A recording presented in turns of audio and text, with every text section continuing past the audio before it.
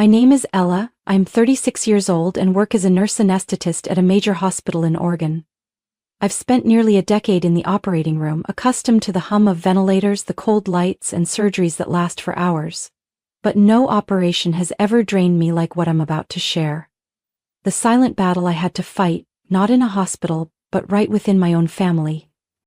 I've been married to Andrew for 8 years.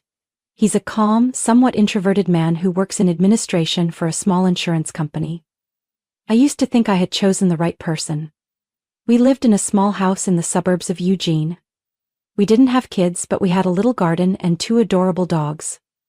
Life wasn't exciting, but it was stable, and I always appreciated that peace. Until Caleb showed up. Caleb is Andrew's younger brother. He's 6 years younger and always looks like he just stepped off the set of a reality TV audition.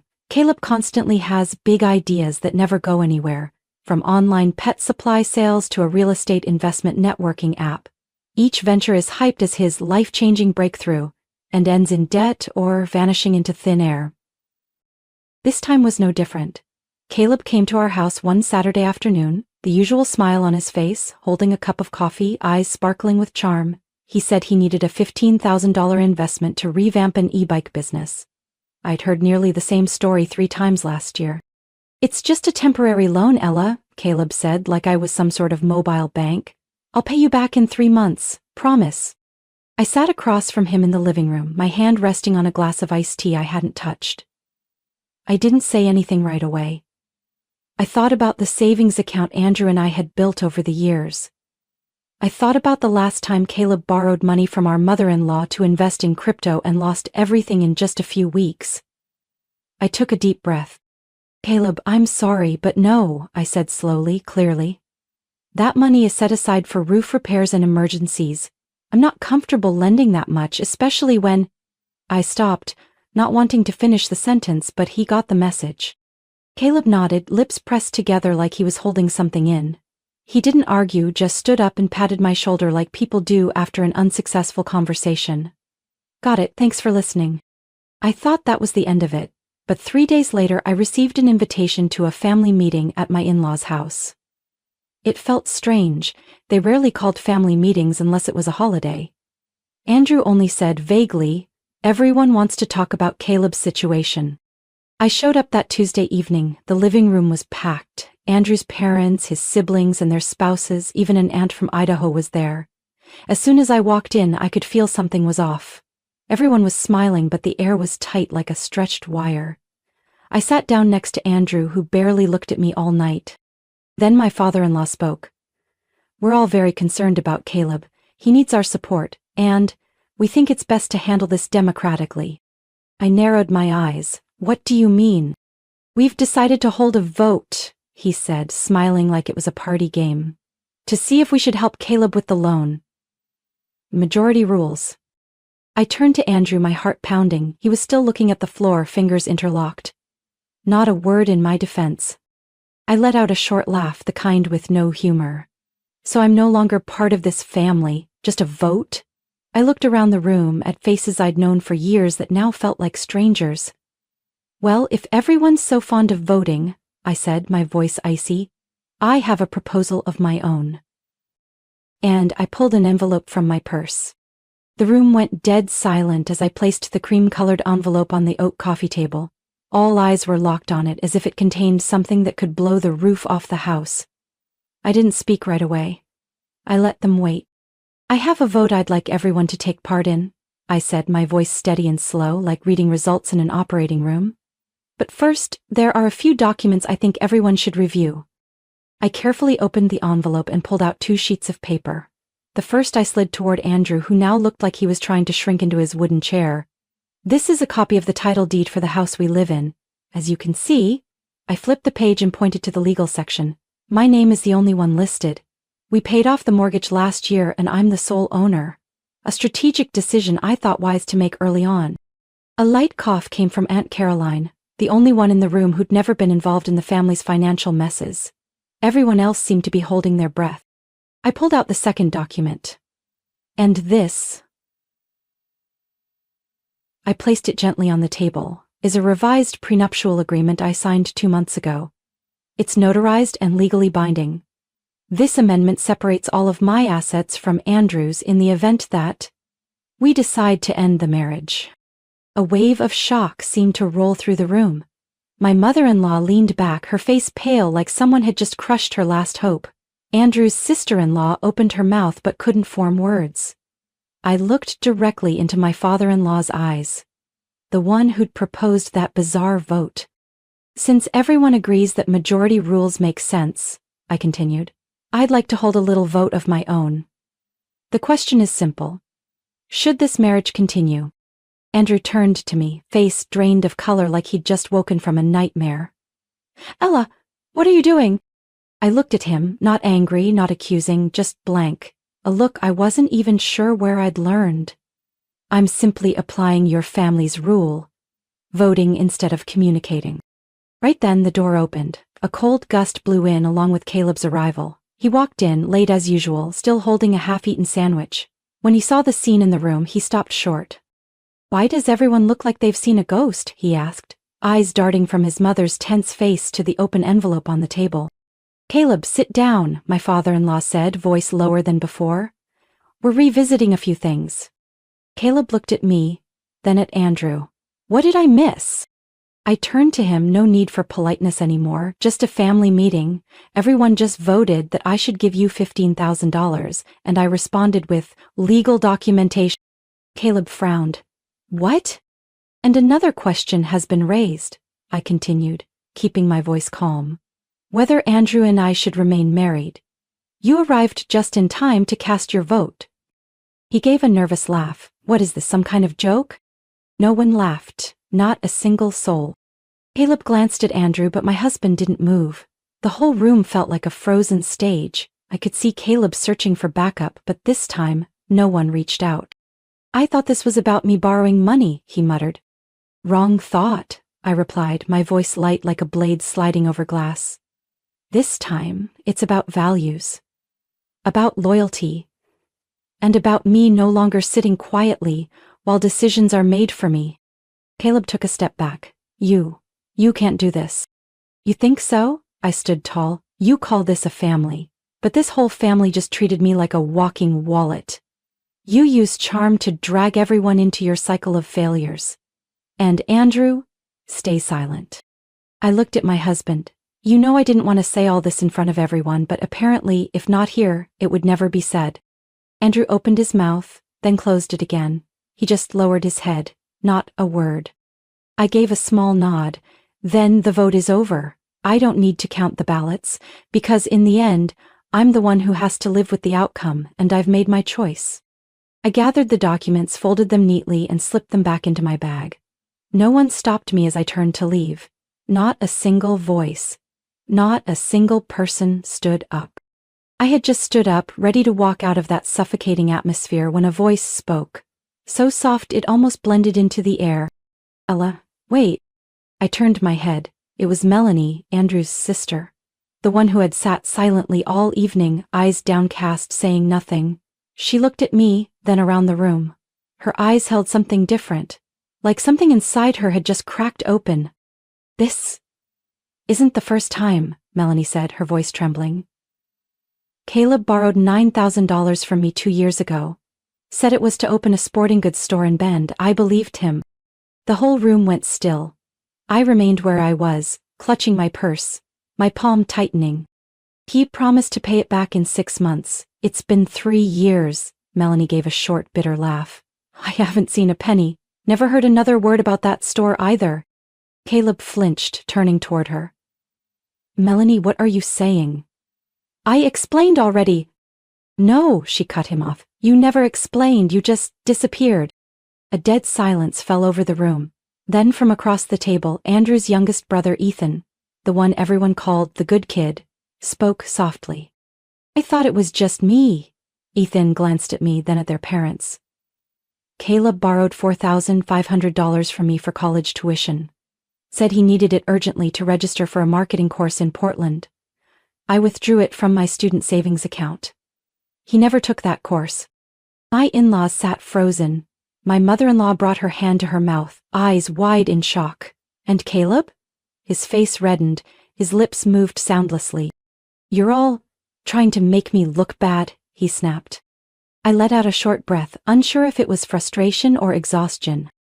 I don't need to make anything up, Caleb, I said, locking eyes with him. And as for what they just said, I think you know it better than anyone. I didn't mean any harm, Ethan said, his voice cracking. I just thought I was helping you. So did I, Melanie added. But the more I look at you today, the more you seem like someone else. Someone shameless. That's not true, Caleb nearly shouted. I tried, I just needed more time. I used to believe that, another voice chimed in from the corner. It was Uncle Frank, my mother-in-law's brother, known for being frugal and tough. 3 years ago, you called me in the middle of the night, said you were stranded in Spokane and needed money to get home. I wired you $1,800. Called back the next morning. You never picked up. Caleb turned in a circle as if searching for someone to defend him. No one spoke. Even his father, who had just led the ridiculous vote, stared blankly at the floor like he didn't know where he was. So now you're all turning against me? Caleb shouted, eyes wide, pointing at each person. My sister, my brother, my uncle, and what about my brother, Andrew? Aren't you going to say something? Andrew kept his head down, not a word. I looked at Caleb, a strange emotion welling up inside me. Not satisfaction, not anger, just a vast emptiness. No one's turning against you, I said. You're just finally seeing the consequences of your own actions. Caleb staggered back toward the door. You all think I'm some kind of user, a leech? No one answered, but the silence spoke louder than words. He let out a growl, tossed his half-eaten sandwich on the table and stormed out, slamming the door so hard the window panes rattled. For a moment, only the sound of wind whispered outside the window, and the thick, heavy air lingered among people who once thought they understood one another. I turned to look at Andrew. He still hadn't lifted his head. My mother-in-law wiped away tears, her expression a mix of shock and confusion. I didn't know. I never thought it would come to this. Melanie sighed. I've known for a while, but I thought saying something would just make the family more divided. Turns out, silence is what made everything explode. I set my purse down on a chair and turned back toward the table, eyes locked on Andrew. This isn't just about Caleb. It's about how you stayed silent all night. Not one word from me, not one look of support. You know exactly what Caleb's like, so why? Andrew looked up at me. The eyes that had made me feel safe for 8 years now looked like two hollow voids. Tonight isn't everything, I said slowly, but it is the beginning. I didn't know where it would all lead, but I knew one thing for sure. Caleb wasn't the only one hiding something, and I was beginning to suspect Andrew had secrets I had never even come close to uncovering. That night, I didn't go home. I drove aimlessly through the quiet streets of Eugene, the streetlights blurring into streaks behind the windshield. I pulled into a parking lot near a small cafe by the Willamette River, turned off the engine but didn't get out. My hands clung to the steering wheel, and only one question echoed in my mind. Why was Andrew silent to the point of cruelty? I sat there for an hour, until my phone buzzed. It was Melanie. Ella, if you're free tomorrow, I'd like to meet in private. There's something I think you need to know. I didn't ask anything else, I just replied with one word, okay. We met the next afternoon at a small cafe near the university. The space was cozy, but Melanie's eyes were cold and hard as steel. She didn't ask if I was okay, didn't ask if I'd eaten. She just slid a thick white envelope across the table toward me. I never planned to give you this, Melanie said evenly, but last night when you pulled out those documents in front of the family, I knew you deserved the full truth.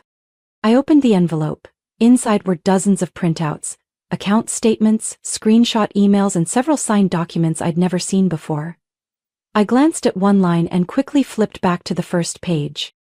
This is an account under both Andrew and Caleb's names? I asked, heart pounding. Opened 3 years ago? Melanie nodded.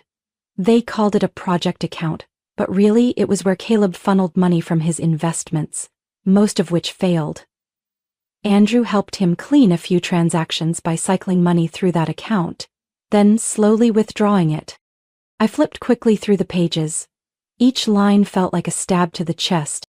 $8,200 transferred from my savings account to an unfamiliar account.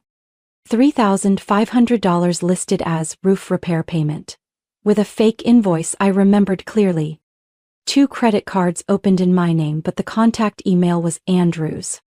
I felt a chill deep in my bones. I found this stuff on Caleb's old computer, Melanie went on. I kept it because, well, I haven't trusted them in a long time, but I didn't think Andrew was this deep into it. I went still. A bitter feeling surged, not because of the money stolen, but because of the trust drained from me without my knowing. And one more thing, Melanie said hesitantly. About a month ago, Andrew and Caleb went to see your parents. I looked up, as if jolted out of a trance. What? They went to your house, told your parents you were considering investing in one of Caleb's new ventures, and they wanted your parents to co-invest. They used your name, even your professional reputation at the hospital. Luckily, your mom called me first because something didn't feel right. I couldn't say a word. My chest felt like it was weighed down with stone. They hadn't just taken money. They'd taken my name, my trust, and my dignity to deceive others. What did Andrew say to you? I asked quietly. He told me not to complicate things. Said it was all for Caleb and it would all work out. I leaned back in my chair, my heart a mess of splintered wood after a storm. I thought about all the times Andrew had said everything is under control, those sweet reassurances I'd believed for years. I looked at Melanie. Do you have copies of all of this? Yes, she nodded. If you need them, I'll give them to you.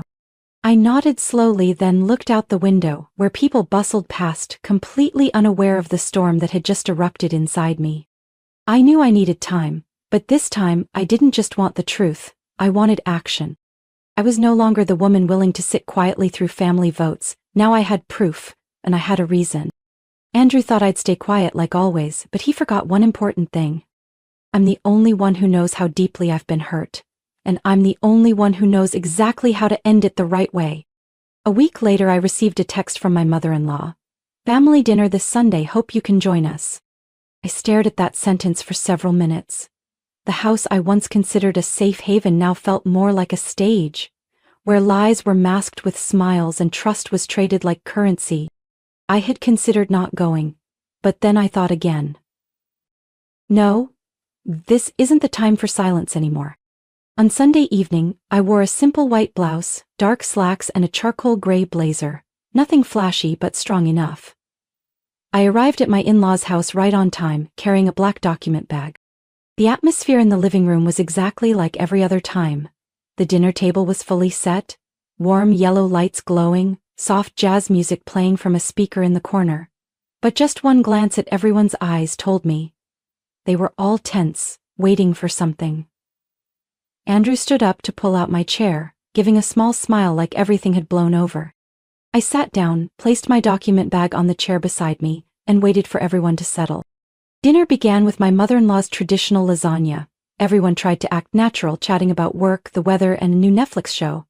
I stayed silent, nodding politely. When dessert was served, I set my fork down, stood up, and calmly said, I have something to share. All eyes turned to me. Andrew furrowed his brow, looking confused. My in-laws leaned forward slightly. I opened the bag, took out a neatly organized set of documents, and laid them out one by one on the table, right in the middle of untouched dessert plates. This, I said, pointing to the first page, is a bank account statement under both Andrew's and Caleb's names. It was opened 3 years ago, used to funnel money for private investment projects. No one in this family has ever heard of. A long silence followed. I didn't pause. This is a copy of a fake invoice for the $3,500 Andrew claimed was for roof repairs. The company listed on the invoice doesn't exist, I checked. I turned to the next page, my hands steady like I was prepping for an injection in the OR. And this, I paused, is a printed email sent to my parents from a fake address using my name to convince them to invest in Caleb's new venture. The email promises a return in 6 months and claims, Ella fully endorses this project. I had no idea it existed until last week. I looked up. Andrew was pale, lips pressed tight. My mother-in-law had a hand over her mouth, eyes filled with horror. My father-in-law sat with his hands clasped, staring down at the table like it might tell him what to do. Then, from the end of the table, Melanie, the only one who knew the full truth, gave a slow nod. She pulled out her phone and opened a thread of messages. I have copies of the texts between me and Andrew where he asked me not to tell anyone about these transactions, she said. He said he'd sort things out before Ella finds out. But now, I think Ella deserves to know. Andrew shot to his feet, chair scraping loudly against the floor. I was trying to fix things, his voice cracked. Caleb helped me once, when I was in trouble with my old job. I couldn't let him go down alone. Helped how? I asked, voice calm but sharp as a scalpel. By letting me carry debts I never agreed to, by using my name to scam my own parents? Andrew looked at me, those hollow eyes now filled with fear. I was under investigation for mishandling insurance records, he said quietly. I could have lost my job. Caleb? He took some of the blame. In return, I promised I'd help when he needed it. I took a deep breath, trying to steady myself. You call that loyalty? I call it a deal, a transaction built on lies. Andrew sank back into his seat like the life had drained out of him. No one said another word. I looked around the dinner table, the supposed heart of warm family meals. Now it was just silence, shame, and undeniable proof. I didn't come here tonight to apologize or seek forgiveness, I said slowly. I came to say that I know everything, and this time, I'm the one ending the game. I gathered the documents, placed them back in my bag, and stood up. Thank you for dinner, I said, but I think this will be the last time I sit at this table. That night when I returned to the house we once called home, the kitchen light was still on. Andrew sat at the table, shirt still buttoned, holding a glass of water he hadn't touched. He looked up when he heard the door open, his expression that of a man who'd just realized he was lost. Ella, wait, we need to talk. I set the document bag on a chair and quietly walked to face him. I pulled a neatly stacked folder from inside the bag. No harsh words, no blame. I simply slid the folder across the table. Andrew looked down, his hands trembled slightly as he opened it. When he read the first line, Petition for Divorce, Lane County Court, I saw his shoulders freeze. Ella, you don't have to do this, he whispered. I know I messed up, but I can fix it. I swear. I shook my head. You don't understand. This isn't just about you and Caleb. This is about how you watched me be humiliated in that vote and said nothing, how you let me carry the fallout alone while you quietly drained our accounts. He stood, eyes red. Give me a chance, just one. We can go to counseling. I can pay it all back. You can... Andrew? I interrupted. I've had so many chances to walk away and I chose to stay. Because I believed in love. But love can't survive without respect, and you lost that. I turned, he followed, but I was already at the door. I'll be staying at a hotel for a few days. After that, my attorney will be in touch to finalize everything. I closed the door before he could finish. 3 days later, I officially filed for divorce. The revised prenup I quietly signed 2 months ago became my lifeline. Thanks to it, I kept the house, all of my personal accounts, and everything I had worked for over 8 years of relentless effort. Andrew didn't contest it. Maybe he knew there was nothing left to argue. He moved out on a gray Wednesday morning, no text, no call. Later, I heard he moved back in with his parents. The same house where Sunday dinners had once felt sacred but now sat silent. As for Caleb, the spark that started it all, he vanished almost immediately after that dinner. Melanie, with remarkable resolve, officially filed a lawsuit to recover the money she'd lent.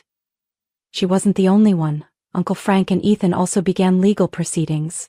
Within weeks, Caleb deleted his social media accounts and cut contact with everyone. Rumor had it he was now living in New Jersey under a different name, running some vague financial consulting firm. One early fall morning I sat on my porch, a mug of hot tea in hand, watching soft sunlight filter through maple leaves. It had been a long time since I'd felt this kind of stillness. I can't say I walked away from that marriage without scars. There were nights I lay awake replaying Andrew's promises, Caleb's glances, my mother-in-law's doubts, and the crushing loneliness of feeling like no one had my back. But I learned how to stand again. I learned how to trust myself. And I learned that sometimes, the bravest thing you can do is let go. I cleaned the house, changed the curtains, rearranged the furniture, small things that didn't erase the memories but helped me begin anew. Melanie and I stayed in touch, and for the first time in years we talked like two women who had weathered a storm. Not just sisters-in-law making small talk. I returned to work at the hospital, but this time, I no longer saw it as the only place that gave me a sense of worth.